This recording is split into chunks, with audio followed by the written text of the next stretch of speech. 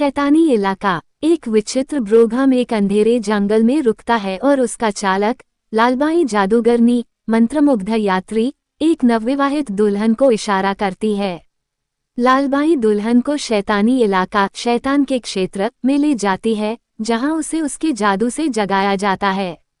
दुल्हन को उसके उर्फ शैतान, एक प्राचीन और डरावने राक्षस, की वेदी पर चिल्लाते और लाते मारते हुए बलि चढ़ाया जाता है।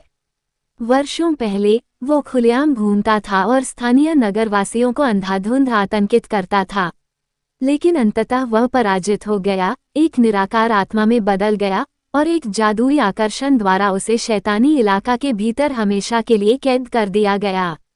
लालबाई हर अमावस्या की रात उसके लिए एक नई दुल्हन लाती है। शैतान इस दुल्हन का खून पीता है और प्रत्येक भेंट के साथ मजबूत होता जाता है, जब तक कि वह आकर्षण को तोड़ नहीं सकता, अपनी सभी बुरी शक्तियों को बहाल नहीं कर सकता और दुनिया को फिर से तबाह नहीं कर सकता। कुछ साल बाद अंजू बड़ी होकर एक खूबसूरत युवा लड़की बन गई और अपने विश्वविद्यालय के अंतिम वर्ष में है। रोमा ने देखा कि उसकी लड़की एक सभ्य लड़के दीपक से प्यार करती है। वो एक उद्योगपति का इकलौता बेटा है और एक सुसंस्कृत युवक है। दीपक को अंजू की समस्या का पता चलता है और वह अपने माता पिता के माध्यम से एक तांत्रिक से संपर्क करता है। ये तांत्रिक कोई और नहीं, तिब्बत के डॉक्टर योगराज के गुरु योगी बाबा हैं। वह ठाकुर के महल का दौरा करता है और तुरंत समस्या की जड़ का पता लगा लेता है। वह दीपक से अंजू को वहां से हटाकर शहर के एक पहाड़ी इलाके से परे प्रसिद्ध पवनखिंड मंदिर में ले जाने के लिए कहता है। वो इस बात पर भी जोर देते हैं कि वे ब्रह्मकाल के दौरान चले जाते हैं, जिस दौरान सभी बुरे प्राणी शक्तिहीन होते हैं। ये भोर के समय 9 मिनट तक रहता है। सभी दोस्त एक साथ आते हैं और एक बस किराए पर लेते हैं। अंजू को ब्रह्मकाल तावीज पहनने में मदद करते हैं, जिसे तांत्रिक बाबा ने स्वयं सबसे शक्तिशाली प्रार्थनाओं से शुद्ध किया है। बाबा ने अंजू को चेतावनी दी कि उसे किसी भी हालत में अपने गले से तावीज नहीं उतारनी चाहिए। रोमा बच्चों को बाहर ले जाती है, लेकिन तभी शलाका आ जाती है और अंजू को हटाने पर नाराज हो जाती है। वह सीमा से बाहर चली जाती है और अंजू का पता जानने की मांग करती है। रोमा ने मना कर दिया और उसे अपनी जगह पर रख लिया, जिसके बाद शलाका एक भयानक चुड़ैल लालबाई में बदल गई और खुलासा किया कि उसने सदियों से शैतान की सेवा की है और जब ठाकुर के पूर्वजों ने शैतान को हराने के लिए विभिन्न जादू मंत्रों का इस्तेमाल किया, तो उसने एक शासक के रूप में ठाकुर के घर में घुसपैठ की। वह शैतान को आज़ाद कराने के लिए अंतिम बलिदान के रूप में अंजू, शैतान के दुश्मनों के जीवित वंशज का उपयोग करने की उम्मीद करती है। रोमा अपनी नौकरानी को इतने भयानक रूप में देखकर चौंक जाती है और उसे बंदूक से गोली मार देती है। लेकिन लालबाई, जो पहले से ही एक दुष्ट आत्मा है, ठकुराइन पर हमला करती है और उसकी बेरहमी से हत्या कर देती है। दीपक और अंजू पिछवाड़े को पार कर ही रहे थे कि लालबाई फिर वहां आ गई और उन्हें रोकने की कोशिश की।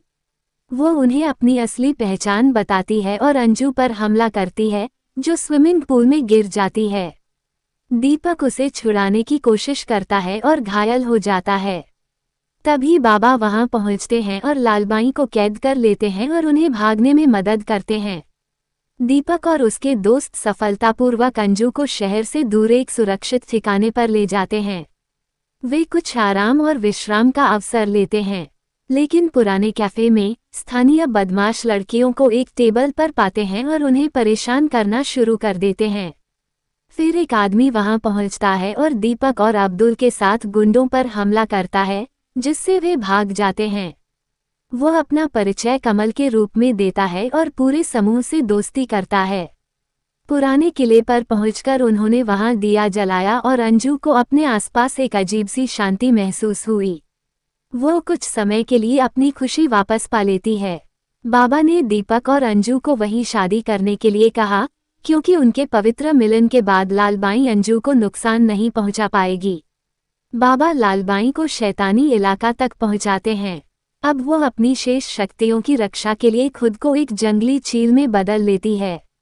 वो उसे बुलाने के लिए अपनी आध्यात्मिक शक्तियों का उपयोग करता है।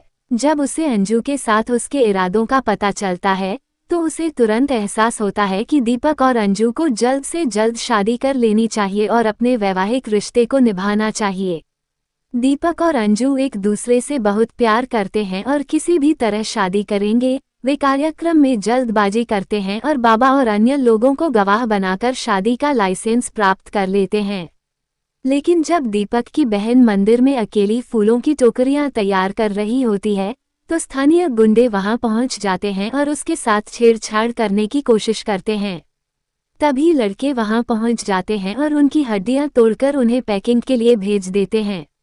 लेकिन जब वे मंदिर पहुंचते हैं और वहां डेरा डालते हैं, तो कई अप्रिय घटनाएं घटती हैं और उनके कई दोस्त शैतान द्वारा बेरहमी से मारे जाते हैं। ऐसा इसलिए होता है क्योंकि ज्यादातर लड़के और लड़कियां अंधेरे में उसकी मांद में घुस जाते हैं और अनजाने में ही रास्ता भूल जाते हैं। एक बार शैतान अंजू को उसकी शादी की रात नहाते समय अपहरण कर लेता है और लालबाई उसे धातु के खंभे से घायल कर देती है। अंजू का कुछ खून शैतान को मिलता है। जैसे ही दीपक और दोस्त वहां पहुंचते हैं और अंजू को बचाते हैं, उन्हें एहसास होता है कि फिलहाल लालबाई की बदौलत शैतान इतना मजबूत हो गया है कि वह थोड़े समय के लिए अपनी मांद छोड़ने में सक्षम हो गया है। शैतान उन्हें पत्थर के किले तक भी ले जाता है और वहां की लड़कियों पर हमला करता है, लेकिन उन्हें नुकसान पहुंचाने में असमर्थ होता है क्योंकि बाबा समय रहते फिर से उन्हें बचा लेते हैं। कंवलजीत, जिसकी एकमात्र बहन भी लालबाई के बलिदान पीड़ितों में से एक बन गई, उनकी हर तरह से मदद करती है, लेकिन बाद में लालबाई द्वारा उसे मार दिया जाता है। यहाँ तक कि जब बाबा लालबाई से लड़ने जाते हैं, तो वह उनके शरीर को जहर से नुकसान पहुंचाकर उनकी शक्तियों को कमजोर कर देती है और वह हमले के शिकार हो जाते हैं। गांव में अराजकता के कारण शहरवासियों और कुछ छेड़छाड़ करने वालों को एहसास हुआ कि जिस लड़की ने मंदिर में शादी की है उसे शैतान को शांत करने और सभी नरसंहार को रोकने के लिए उसे अर्पित किया जाना चाहिए। अंतिम टकराव गांव के चौराहे के पास होता है। लोग मंदिर को घेर लेते हैं और अंजू को बंधक बनाने के बाद उसे शैतान के लिए चारे के रूप में इस्तेमाल करने के लिए एक खंभे से बांध देते हैं। जैसे ही गुर्राता हुआ शैतान खुशी से अपना प्रतिशोध लेने के लिए आगे बढ़ता है, दीपक मुक्त हो जाता है और शैतान पर हमला कर देता है। शैतान ने उसे एक जोरदार प्रहार से रोका जिससे दीपक दूर जा गिरा। दीपक एक त्रिशूल काली का पवित्र त्रिशूल छीन लेता है, जो उसे वेदी पर मिलता है। उसे पता चलता है कि यह शैतान को हतोत्साहित करता है और अंततः उसे शैतान में धकेल देता है। काली की शक्तियां त्रिशूल के माध्यम से संचालित होकर शैतान को नष्ट कर देती हैं और उसे हमेशा के लिए जमीन में दफना देती हैं। पूरे गांव को शैतान के विनाश से राहत मिली है और उन्हें हमेशा के लिए माता रानी की शक्ति का आशीर्वाद प्राप्त है।